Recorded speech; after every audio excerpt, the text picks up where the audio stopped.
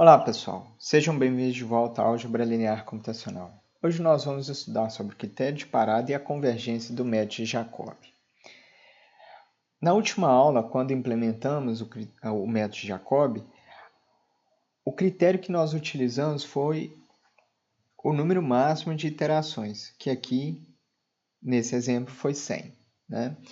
Mas a gente pode fazer melhor do que isso. Ou seja, será que é necessário o método sempre iterar K vezes, independente do que esteja acontecendo dentro do loop? E nós vamos ver que, na verdade, a gente pode parar antes. Então, vamos supor que x aqui, ó, seja esse x é a nossa solução. Tá? A gente sabe que o xk ele é uma aproximação do x. Né? Então, eu quero encontrar um xk que seja bem próximo desse x que eu tenho aqui. Né? Então, em outras palavras, né, o que eu gostaria é que a primeira coordenada do xk, que é uma aproximação de x, menos a primeira coordenada da minha solução, seja menor do que um determinado valor. Vamos supor que eu quero um valor bem pequeno, por exemplo, 10 a 5. Tá? Então, eu quero isso com a segunda coordenada, com a terceira, até com a enésima. Tá?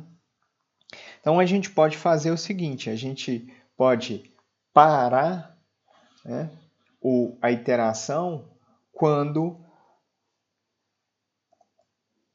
o maior erro, né, é entre a nossa aproximação, a aproximação do elemento, do iésimo elemento de K em relação a x, seja menor do que 10 elevado a 5. Né? O que eu estou dizendo aqui é que o pior erro que eu vou ter, né, nas coordenadas da aproximação vai ser menor do que 10 a 5. Qual que é o problema dessa abordagem? O problema dessa abordagem, né, é que a gente não conhece a solução, a gente está procurando por ela. Né? Então, o que a gente pode fazer? Né? Porque a ideia aqui é parar quando a minha aproximação estiver próximo da solução. A gente pode fazer o seguinte, ó. A gente pode usar, né, a aproximação atual e a aproximação anterior. Esse aqui é uma interação, né, do método de Jacobi. Aqui eu estou representando uma iteração do Jacobi. Tá? Então, em cada interação, o que eu tenho? Né? Desse lado aqui eu tenho o xk1, xk2, até o xkn, né? Que é a aproximação que eu tenho atual. E agora eu vou calcular uma segunda aproximação, que é a aproximação dada pelo xk mais 1. Então, eu tenho todos esses elementos aqui. Então, o que eu posso fazer? Eu posso comparar, né,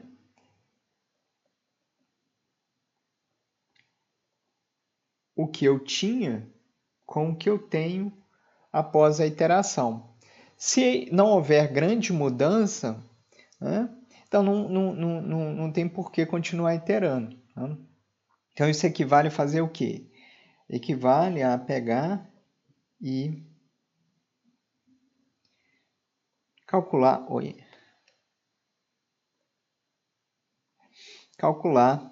a diferença agora entre os elementos do késimo, a da késima aproximação e da aproximação anterior que você tinha. Se esse valor for abaixo de um determinado epsilon, e esse epsilon aqui é um valor bem pequeno, tá? Então você para. Então, agora o que a gente tem, né? O que a gente vai fazer é comparar aqui, né? O primeiro elemento, o segundo elemento, até o enésimo elemento da késima iteração. Então, aqui eu vou ter a minha késima iteração aqui. Né? E a iteração anterior. Tá? Aí, se o maior for menor do que 10 a 5, eu paro. O que significa que o meu pior erro nos elementos da minha aproximação vai ser 10 a menos 5. Tá? Bom, tem um problema, tá, com essa abordagem, que é a seguinte. Tá? Vamos supor que eu tenha, né, a minha...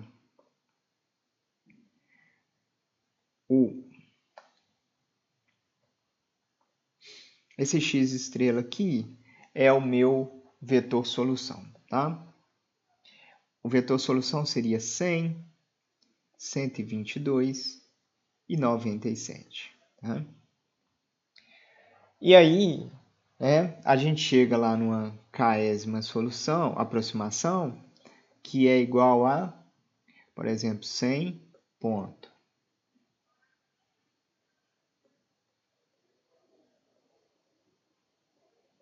Hum, 122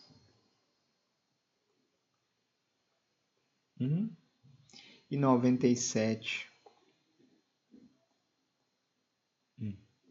Okay.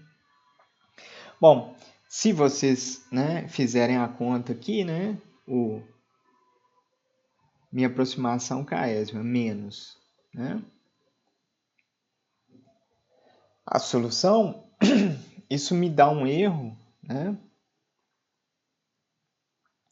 de 0,0001, ou seja, né, de 10 a menos 5.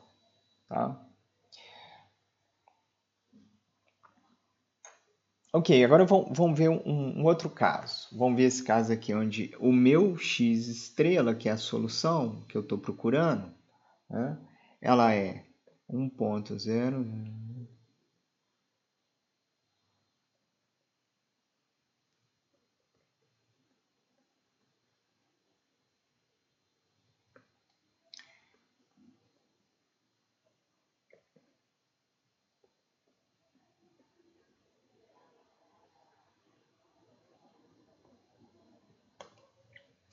97. Tá?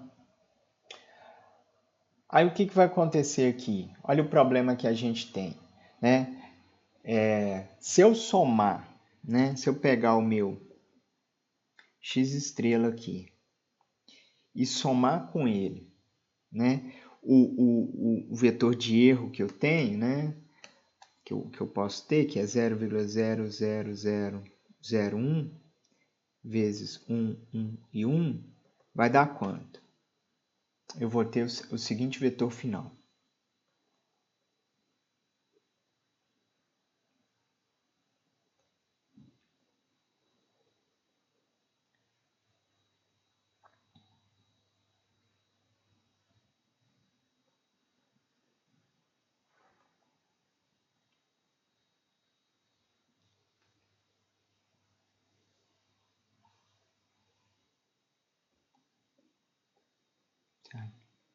Então, olha só o que aconteceu.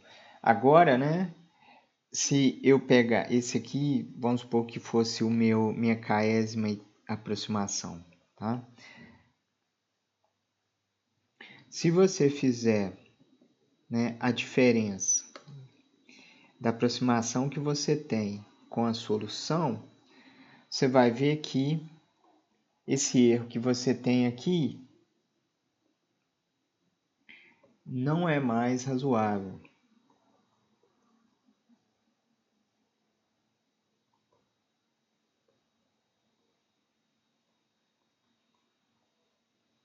Tá? Como que eu sei disso? Bom, olhando aqui, né, você vê que a solução que você estava encontrando era 0,001 e você achou 0,002. É praticamente o dobro, né, do que você estava procurando. Aqui é 0,00122, aqui é 0,00222. Né? 0,00097, 0,00197. Você está errando em muito aqui. Tá? Então, como que a gente pode calcular, né, esse erro? A gente pode fazer, né, como que eu sei que, né, esse erro vai estar alto ou baixo? Eu faço o erro relativo. Então, vamos fazer essa conta aqui. Ó. Eu peguei, né, aqui é o valor do meu xk, tá? E aí, esse aqui é o, né, seria o valor do meu x, né? xk1, x1, tá? Então, eu estou vendo aqui, né, quanto que eu estou errando em relação ao meu resultado, ao valor que eu estou tentando encontrar, tá? Então, quando você faz, né, o xk, o x1k menos o x1 estrela, dividido pelo x1 estrela, você vê que você está errando em quanto? Em 100%.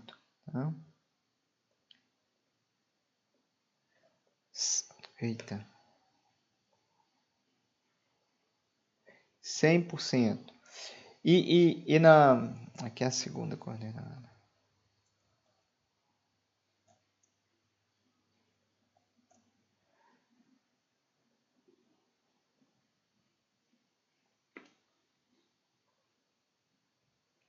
E aqui.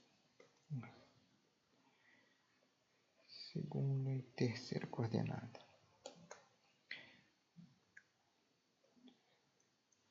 E quando que a gente está errando na segunda coordenada? 64. E na terceira, 103. Tá? Então, o erro, né, é por volta de 100% do valor exato. Tá? Isso é muito ruim, né? Está muito distante do erro. Tá? Bom, claro que a gente não tem, né? A gente continua não tendo o valor de x estrela, tá? O x estrela é a solução que estamos procurando. Então, a gente não tem esse valor. Tá? Então, como que a gente faz? Bom, a gente pode olhar, né, a aproximação que a gente tem atualmente e a aproximação anterior. Então, o processo é o mesmo. Só que agora, ao invés de fazer simplesmente a diferença entre as duas, eu vou ver qual que é o erro em relação ao que eu tenho anteriormente, quanto que ele subiu ou ele decresceu, né? Então, quanto mais próximo de zero aqui, melhor, tá? E aí eu vou avaliar se essa razão ela está abaixo ali do meu limiar aceitável, tá? O que é equivalente a gente fazer o máximo, né, de todos esses componentes aqui. Legal? Bacana. Mas aí tem um problema aqui que é o seguinte, ó.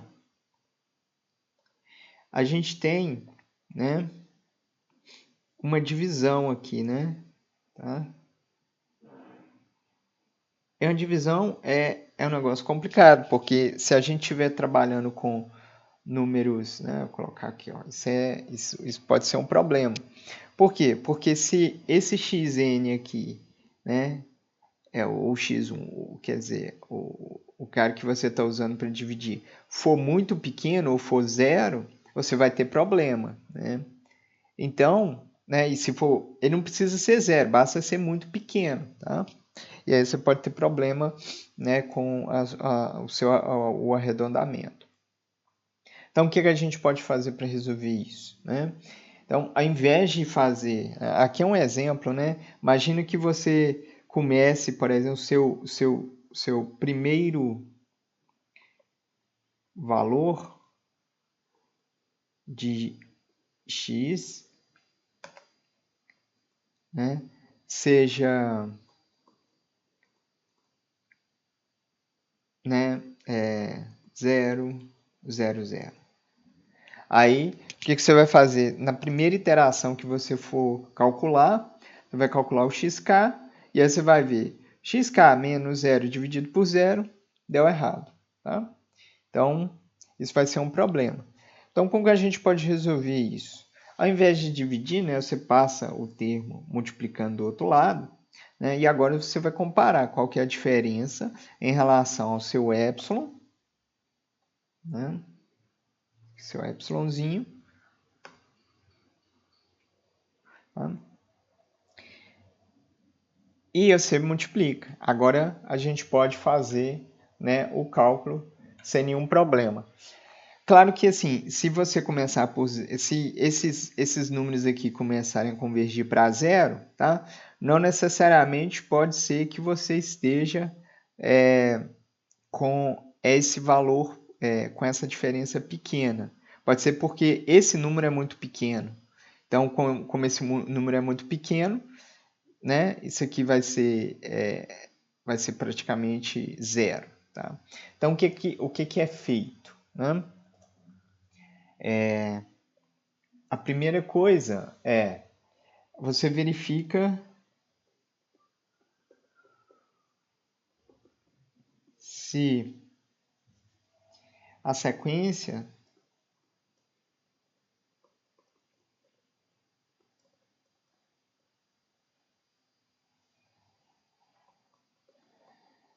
está convergindo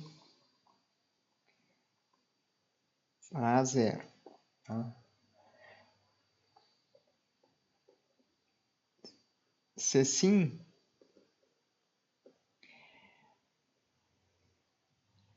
aí você muda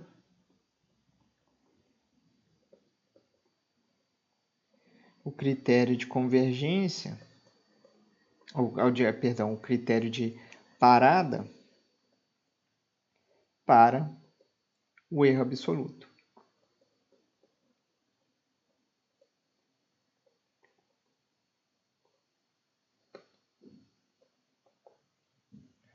Tá? Então, implementações profissionais vão fazer isso para vocês. Tá? Legal, então agora a gente sabe, né, como fazer a parada, né, do método Jarkov. Agora a pergunta, né, que eu acho que cabe levantar aqui é: ele sempre vai convergir? Né? Independente do número que vocês colocarem no início, vai chegar um momento que ele vai se aproximar da solução, né? E aí, né, tem um teorema que diz que o sistema linear que satisfaz o critério das linhas,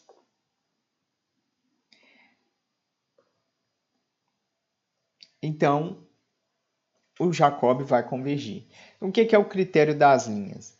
Significa que se você somar todos os valores das linhas, com exceção do valor naquela linha que estiver na diagonal, né? Só lembrando aqui, né, quando você tem os índices iguais, ele está na sua diagonal. Então, vamos supor, a minha matriz A,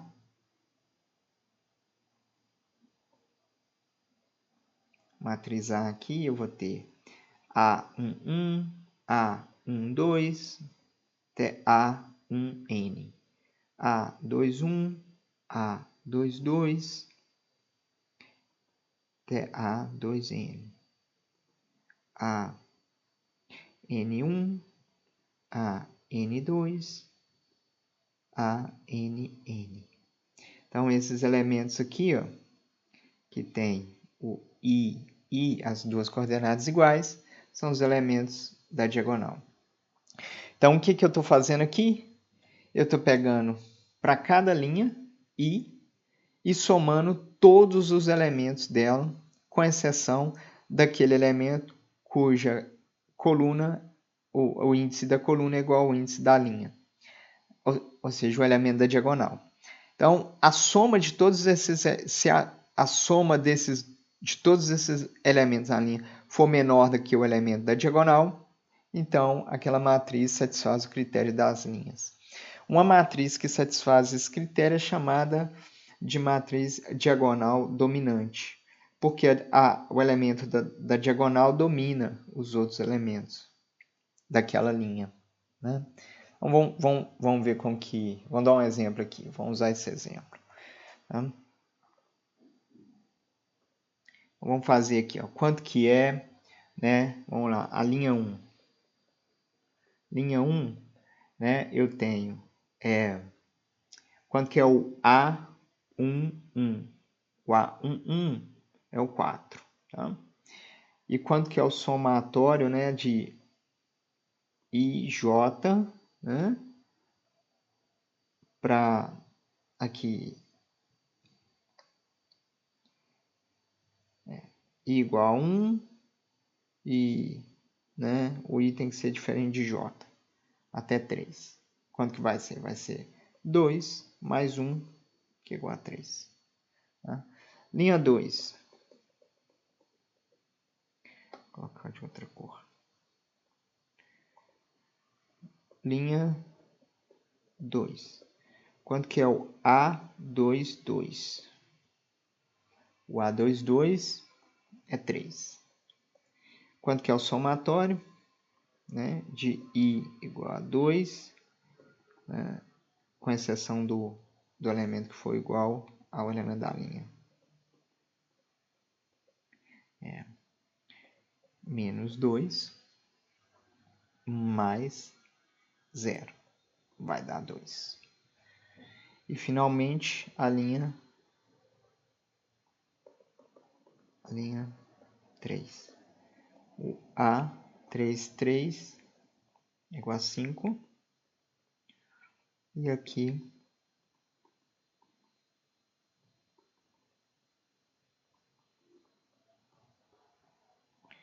vai dar 2 mais 1 igual a 3 também. Tá? Só colocar um.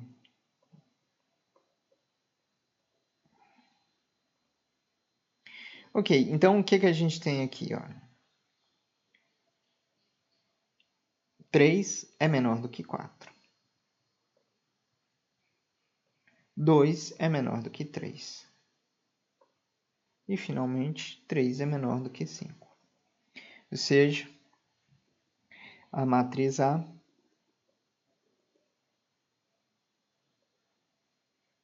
é diagonal dominante. E o Jacob nela, nesse sistema aí, vai convergir. Então é isso, pessoal. Um abraço e até a próxima aula.